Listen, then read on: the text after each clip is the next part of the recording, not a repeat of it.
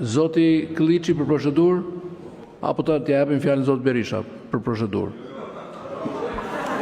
Ta mbaroj unë. Shiko, Niko, duke qenë se rikthehem pas 3 muajsh, mendova se kishe reflektuar edhe i kishe marrë parasysh edhe gjitha shqetësimet edhe të partnerve, edhe takimet që ke bërë, se je nga të paktët politikanë që je pritur të majorancës edhe në Amerikë, po me sa duket largimi i ministres jashtme, si pjesë e klubit të anglishfolësve në PS, të ka detyruar të radikalizohesh nga një merak i brendshëm që mund të kesh. Është absurde, ma lër për procedurë se po tenton të më heqësh fjalën, kam 3 muaj që s'jam parlament. Kam 3 muaj që s'jam parlament. E nise me zotin Balliu, e nise po për procedurë kisha, e nise me zotin Balliu, 3 muaj edhe ai përjashtuar i hoqe fjalën.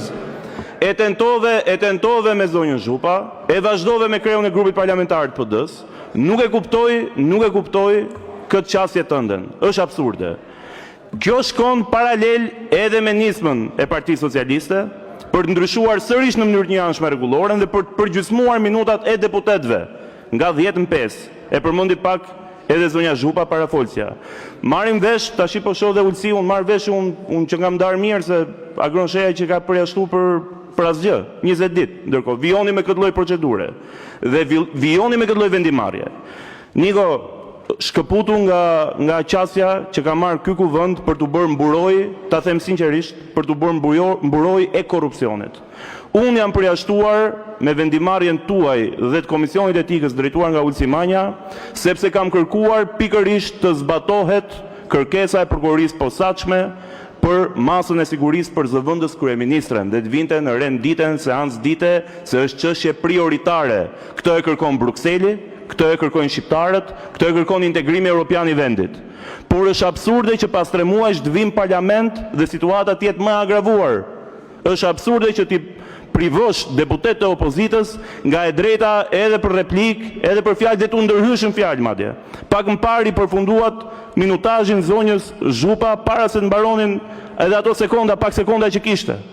Kështu që sinqerisht, zoti Peleshi, ne kemi 3 muaj që unë nuk jam personalist, bashku me 5 kolegë tjerë rikthehemi në seancë. Është e turpshme kjo mënyrë drejtimi e seancës.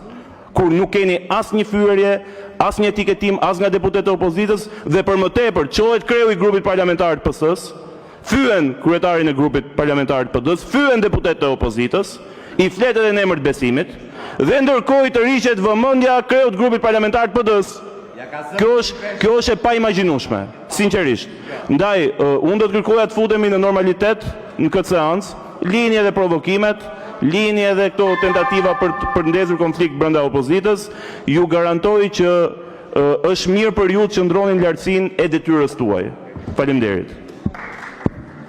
Tani nuk e kuptoj se mbase kishe të përgatitur fjalimin, po të ankohesh sot për muajim të fjalës opozitës, ndërkohë që nga majoranca ka folur vetëm kryetari i grupit, dhe deri tani ora shkoi e 32, kemi gjysmore, po flet opozita në drejtën e vet, natyrisht.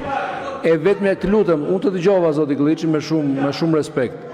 E vetmja gjë që edhe ju po të ishit në këtë pozicion do ta bënit është unë duhet ta mbaj këtë seancë në rendin e ditës, kaq. Dhe fjala procedurë duhet merret dhe të mbahet për procedurë.